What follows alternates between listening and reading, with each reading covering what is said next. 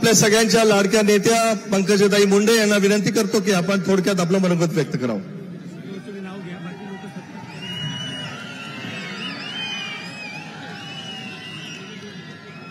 आज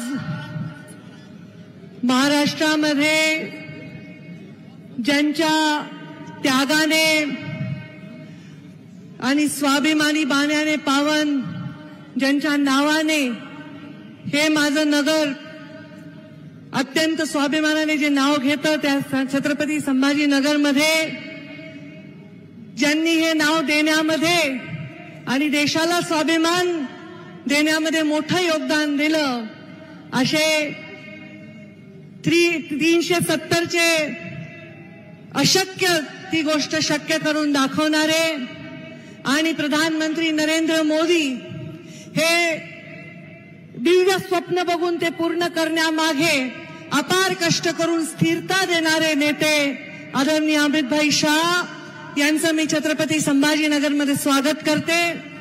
मंचावर त्यांच्या समवेत विराजमान ते देशाचे गृहमंत्री आहेत तर राज्याचे गृहमंत्री देवेंद्रजी फडणवीस, राज्याचे भारतीय जनता पार्टीचे अध्यक्ष चंद्रशेखरजी बावनकुळे, मंचावर विराजमान सर्व मंत्री महोदय, सर्व खासदार, आमदार, पदाधिकारी आणि छत्रपती संभाजीनगरमधील समोर उपस्थित असलेल्या एक क्लस्टरमधील सर्व भारतीय जनता पार्टीचे कार्यकर्तागण, वडीलधारी मंडळी, युवा बांधव आणि माता भगिनींनो, आज अमितभाई शहांचं येथे येणं हे भविष्यामध्ये अजून ताकदीने या मैदानात उतरण्याचं मला वाटतं एक द्योतक आहे असं म्हणायला हरकत नाही.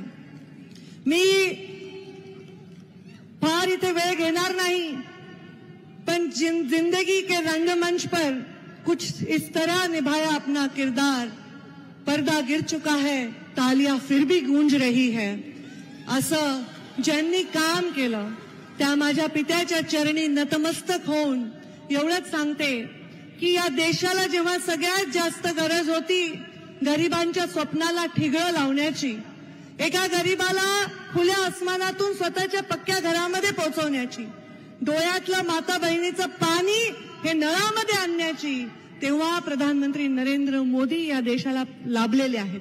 आणि या सर्व योजना, या योजनांची पूर्ण वाचून ज्यांनी दाखवलं त्या सगळ्या मंत्र्यांनी त्याची पुनरावृत्ती मी करणार नाही.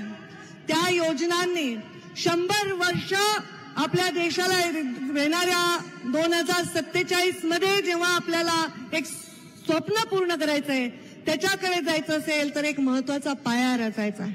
अनेक वर्ष ज्या फाटक्या टेंटमध्ये प्रभू श्रीरामाचं वास्तव्य होतं त्यांना मंदिरात नेण्यामध्ये जर यश आलं आहे तर त्यांच्यावर प्रेम करणाऱ्या, विश्वास ठेवून रामराज्याकडे डोळ्यामध्ये आशा लावून प्रतीक्षा बघणाऱ्या देशाच्या कानाकोपऱ्यातील प्रत्येक माणसाला असं वाटलं पाहिजे की रामराज्य आलं आहे. हे दायित्व प्रधानमंत्री नरेंद्र मोदींनी स्वीकारलंय. त्यांनी गॅरंटी दिली आहे देशाला की आम्ही तुमचे सर्व स्वप्न पूर्ण करू, तुमच्या अडचणी दूर करू, तुमचे अश्रू पुसू, युवांना रोजगार देऊ, महिलांना सुरक्षा देऊ, देशाला जगामध्ये सन्मान मिळवून देऊ. हे स्वप्न पूर्ण करण्यासाठी सर्वजण कामाला लागलेले आहेत. सर्वजण या मंचावरच्या आणि मंचाच्या वर नसलेले आजूबाजूचे लोक कामाला लागले आहेत. एक मोठा यज्ञ इथे सुरू झालेला आहे. या यज्ञामध्ये आपल्या प्रयत्नांची सर्वांनी आहुती द्यायची आहे. अमितभाई शहांच्या समवेत मव म्हणून या कामाला सुरुवात करायची आहे. 3 इंजिनचं आपलं आता सरकार आहे. 1 इंजिन असेल तर जोरात ट्रेन धावत असेल, 2 असेल तर आणखी जोरात धावेल, 3 आहे तर आणखी जोरात धावायला पाहिजे. त्यामुळे महाराष्ट्राकडून अमितभाईंना कमीत कमी त्रास झाला पाहिजे असं काम सर्वांनी केलं पाहिजे. एवढी शक्ती अमितभाईंच्या विचारांनी महाराष्ट्रामध्ये ओतली आहे तर महाराष्ट्रापेक्षा दुसऱ्या राज्यात त्यांनी लक्ष द्यावं आणि महाराष्ट्रामध्ये आम्ही जास्तीत जास्त खासदार निवडून आणून देऊ असं वचन मंचावरील विराजमान सर्वांनी त्यांना देण्याची आवश्यकता आहे.